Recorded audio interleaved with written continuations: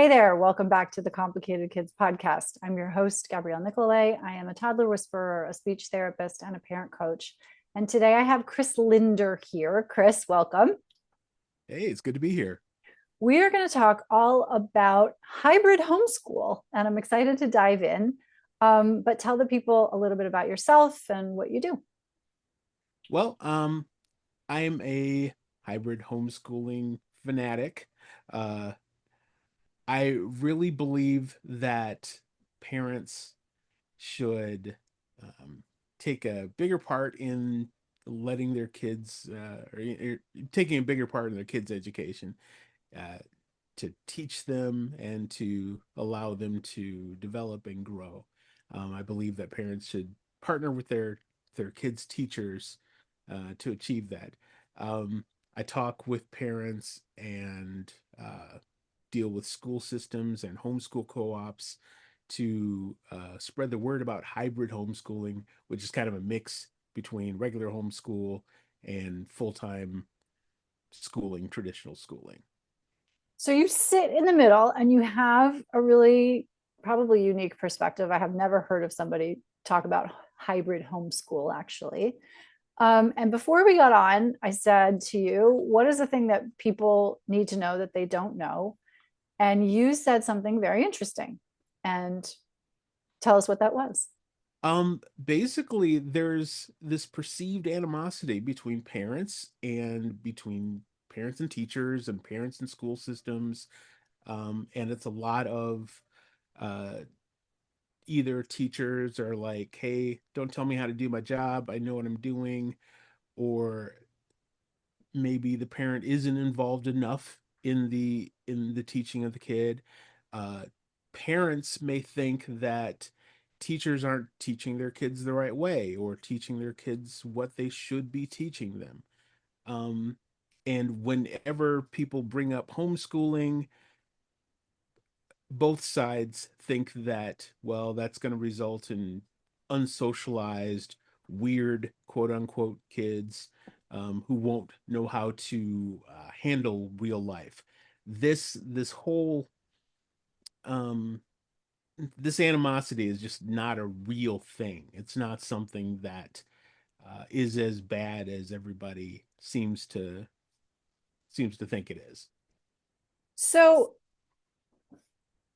when parents are thinking about homeschooling their kids, so let's say, right, parent is saying, you know what, school system, I feel you, teachers, you're lovely, and my child is not learning the things that they need to learn. But immediately when they think about homeschooling, one of the things that comes up is, I'm not a teacher. Um, and so talk a little bit about sort of what parents go through when they sort of want to consider homeschool, but they're afraid to, like, what's that process like? So many parents think that they're not qualified to teach their kids because they didn't go to college to become a teacher. They're not experts in whatever kind of math or science that their kid may be having trouble in. But it couldn't be further from the truth because we as parents are our own kids' first and best and most natural teacher. Just like our kids know what buttons to press to make us mad or to make us give them an advance on their allowance or what have you. We know what it takes to either calm our kids down or motivate them. And that's something that in the classroom, a teacher can't really get a grasp on the 25 different personalities that they have to deal with minute by minute on a daily basis. Parents are better equipped than they think they are to teach their kids. And what are some things like, what are the subject matters when you're thinking about, you know what, let me back it up. What does hybrid homeschool mean to you? What are we having the school do and what are we doing at home? How does it work? Walk us through. Sure. Um, Hybrid homeschooling is basically bridging the gap between what a student is learning in their traditional classroom and what they should be learning. It What I do, Homeschool Remix, remixes the structure and socialization that's found in the traditional classroom with the freedom and flexibility of curriculum choice that you'd have from homeschooling. So, what it actually looks like can differ from family to family. Some families may leave their kids enrolled in school full time and just spend a couple of hours a week teaching something that they're not getting. Maybe culturally specific history or something having to do with arts if they're really into art, but they're not just, they're just getting that one art class in high school. Um, so they have the flexibility to teach what they want to teach. Um, and then on the other side of that, with full-time homeschooling, a lot of parents don't have the time or the energy or the money. A lot of parents are single parents, they work full-time. Um, they really can't devote all of that to full-time homeschooling. So hybrid homeschooling helps them by taking the big load of teaching all the English, all the math, all the science, all the history. Um, let school take care of most of that and just fill in the gaps with what they're not getting with targeted, um, either pulling from another curriculum or designing your own lessons, targeted lessons that will teach the kid through the week. How does that work administratively? Like from a school perspective? Yeah, that's an excellent question, and it differs state by state. Um, so you'd want to check with your local area, but all states in all states, homeschooling is legal, Mhm. but depending on your state, you may have to do some um, extra assessments, extra things, extra hoops that you'd have to jump through. Mhm. Um, Even in places where you have to go through a lot to homeschool your kids, you can always hybrid homeschool your kid. Mhm. You can leave your kid in their traditional school. You have to get them on board with the fact that, hey, we're going to be studying, an extra hour or an extra couple of hours a week on this subject, but here's how it will help you in the future. Here's how it will benefit you. Or here's, because it's something that you're interested in, this is what you're doing. Um, just like you'd, let your kids take a karate class, um, or a test prep class. This is just extra schooling like that. It's So interesting. The next question I was going to ask you is about neurodivergence and homeschooling. Um, and so it strikes me that's actually a fantastic application. Child has a special interest. Let's go to town on it exactly. in the homeschool environment. Do you want to sort of expand a little bit? Sure.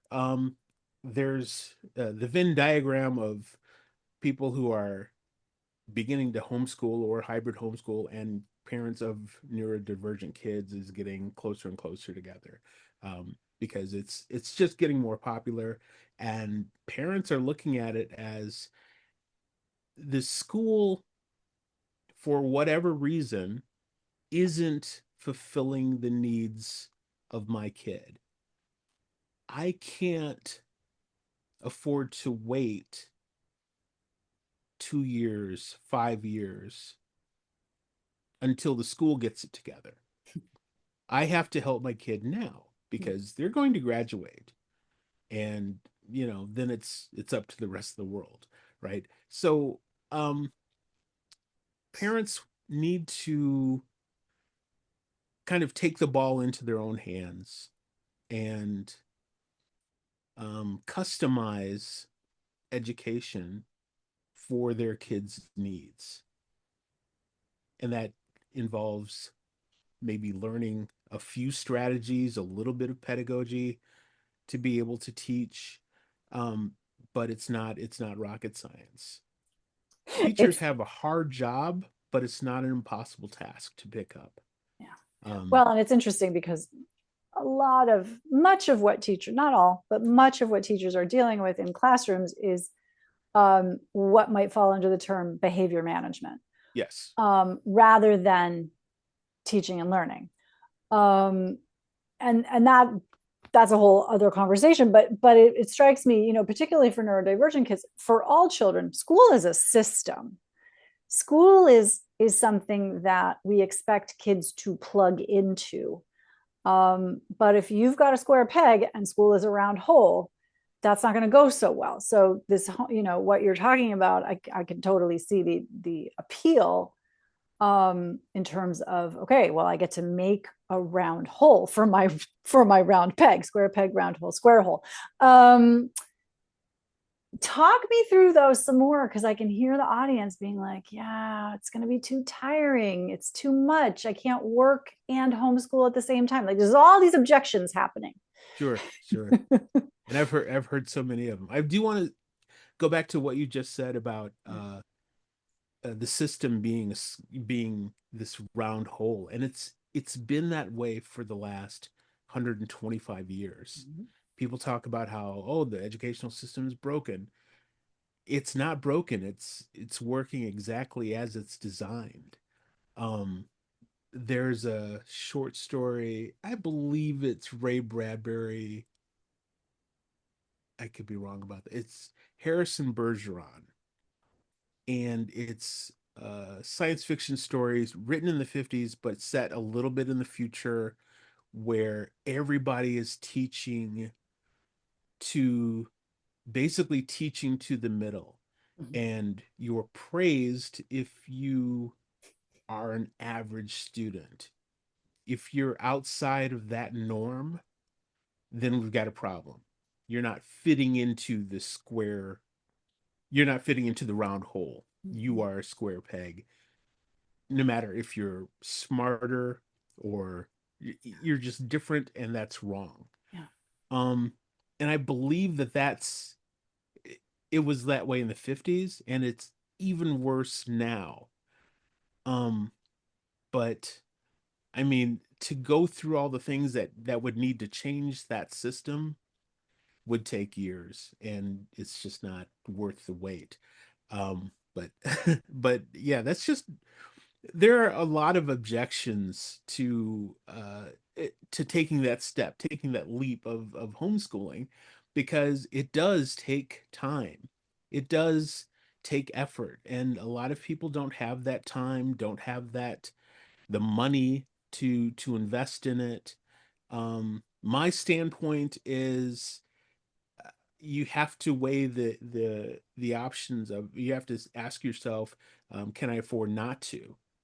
um, and ultimately it's whatever is best for your child. Mm-hmm. But there are objections, but each one of those objections, I haven't heard an objection that I don't have an argument for that can convince you otherwise. Mm-hmm. um, it's expensive. I hear this all the time, especially because I deal with helping black and brown and marginalized families deal with homeschooling.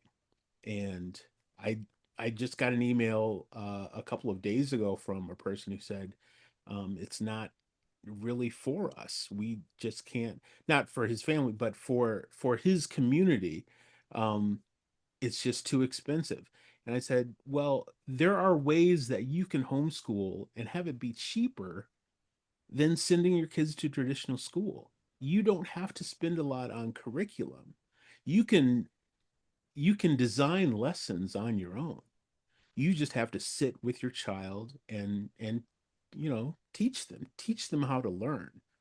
The most important thing that you can teach your kids is critical thinking, teaching them how to learn, teaching them what questions to ask, teaching them how to find answers and figure things out. So, That is something. It's interesting. So as you were talking, I could picture this parent and this child sitting together. It I think at least part of the constellation, part of the picture we have to draw is that parent is very, very present. That parent is engaging in curiosity, in connection with their child. Like this does what you're describing. I can totally feel the energy from which this is coming, which is our children are prized. They are our prizes. Not that we own them, but that this is Yeah, like yeah. to whom we owe everything, all the possibilities. I could absolutely feel this coming off of you. And so these parents, like this is a very what am I even trying to say here? I think it can feel overwhelming, like the Sure. responsibility can feel daunting and overwhelming. Again, I'm not up to the task. And so at some And I think point, that's, and yeah. I don't mean to interrupt, but I think that's why so many of us as parents think, when I drop my kid off at, in third grade or the first day of school, or, in high school, when I drop them off at school, that's the school's responsibility to teach them and basically raise them for that 8 hours of a day, Mm-hmm. and then I can pick them up and then they'll be smarter. It's so much easier for us to just say, let the system handle it. Mm-hmm. But that's exactly the wrong thing to do. Mm-hmm. Even if you're leaving them in the traditional classroom all the time, it's ultimately our responsibility as parents to figure out what they're not getting in school, which is a lot, and giving them either that knowledge or a way to get that knowledge, Mm. because we can to take out my crystal ball, just look at the way that graduates will be um getting jobs, going to college or not going to college, over the next few years. It's going to get a lot tougher. You don't have to be a behavioral scientist or prognosticator to realize that it's going to get a lot tougher. And um, you can't depend on the system to really give your kids all they need to thrive in the future. It's so I'm so glad that we're having this conversation. Number one. um, what is something that so besides the objections, once parents are invested in this process, what is something that you hear a lot? Like what's a thing that comes up, either positive or negative, honestly? Um, One of the things that I hear a lot is, I wish I'd started this sooner, which is totally understandable. I didn't. Um, my wife, before she passed away, was a lifelong educator. She was elementary school teacher when I met her, and then she taught at high school level. She became an administrator. Then she worked for the central office. Um,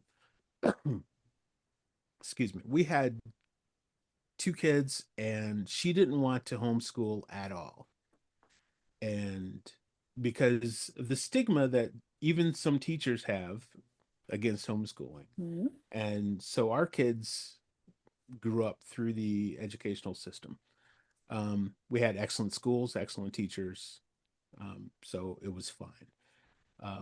But I didn't really think about homeschooling until my youngest was having trouble with their algebra, and that was a subject that I was never comfortable with. And I was like, okay, well, I can't just let them fail. So what can I do? I went out, I found some curricula that kind of would help that, some homeschooling curricula, but I realized that I can't just, you know, pull them out of school altogether. Just doesn't make sense. So I, kind of cobbled together some lessons and some strategies, and eventually they passed. They did well at it, and I was shocked, but I mean that's how the system came off. That's how the whole hybrid Wow. homeschool remix system, you know, kind of came about. But for parents, it's I hear a lot, I wish I'd started this sooner. Another thing, unfortunately, that I hear is I've been homeschooling for a year and I just can't take it anymore. Mm, I feel like I'm all alone. Um, I feel burnt out. mhm, Um, a lot of times when parents do decide to start homeschooling, even hybrid homeschooling, but generally when they start homeschooling, they have everything laid out. They have everything, um,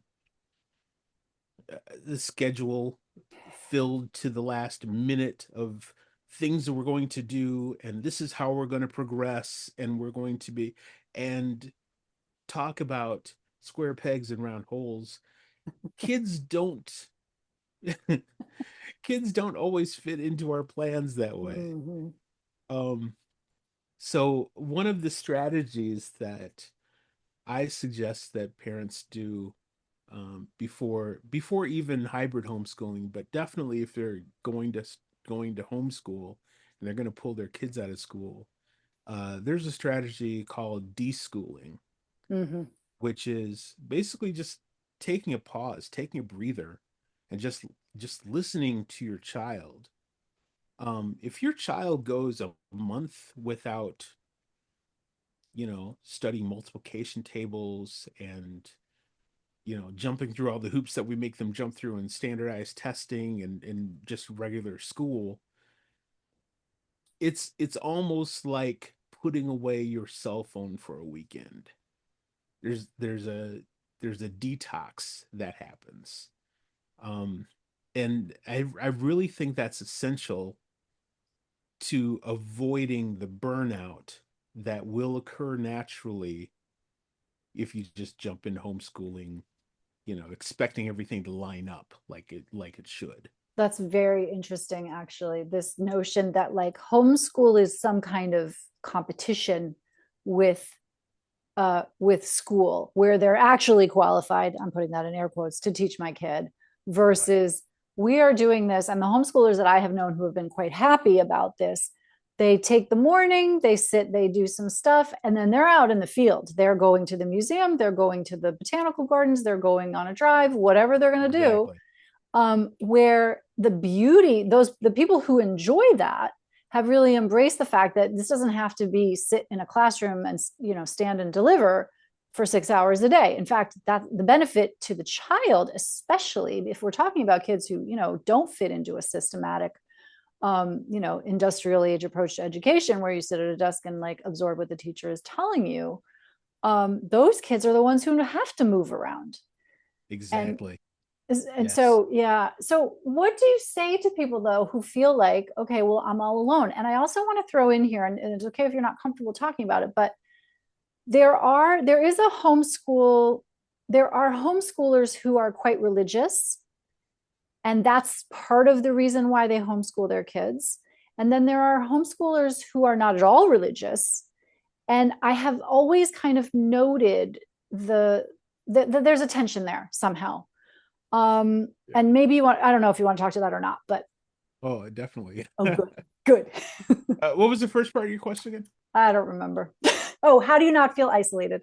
Oh, that's a big problem, Mm, and um, we at Homeschool Remix are putting together a community mm, of homeschoolers and educators and tutors and counselors. It's called the Seat Squad, and it's based on that quote by Shirley Chisholm: mm. "If they don't have a seat for you at the table, bring a folding chair."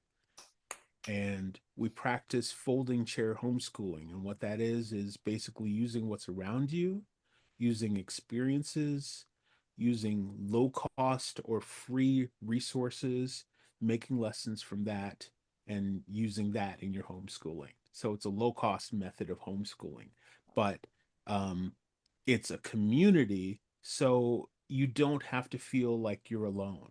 Mhm. And SEAT stands for support, educate, adapt, and thrive. So either join our SEAT squad at homeschoolremix.com or find a homeschool co-op in your community, join a Facebook group. There are people, I don't care if you live in the middle of whatever state, there are people around you that are also homeschooling, also doing the same thing. Mm. As far as the religious versus secular aspect of homeschooling, um, one of the there's a big stigma towards homeschooling that, oh, homeschooling is just for those doomsday preppers who are ultra religious and they're, basically raising their kids on a compound somewhere. And then some of those people look at marginalized communities homeschooling, thinking, well, they're not getting the right training or the right, you know, they don't call it indoctrination, but they think the other side calls it indoctrination, and Mhm. it's a whole big thing. Um, I'm agnostic towards secular or Bible based or religious homeschooling. I believe that families should determine what level of religious influence they want in their curriculum and in their homeschooling and adjust accordingly. I think everybody should have the freedom to do that. I really think it's important to make sure that people know that there are non-religious or secular homeschooling resources out there, because otherwise they won't leave themselves open to the possibility of homeschooling for their kids. Yeah. But there's plenty of secular sources out there. I wish there were more, but there's a lot out there. Fantastic. Chris Linder, if people want to learn more, I think you mentioned it earlier, but we'll mention it again here. If they want to learn more about you, about your work, what do they do? Where do they go? Homeschoolremix.com. That's our website. You can follow us on most of the socials at Homeschool Remix. I love it. Your very coherent, very calm, very regulated presence is noted. Oh, thank And you. I thank you for it. I Thank you. think I think that's important in these times. We have to we have to be the adults in the room. We have to model that for our kids, for the next generation. Agreed. And thank you for being here. Thank you.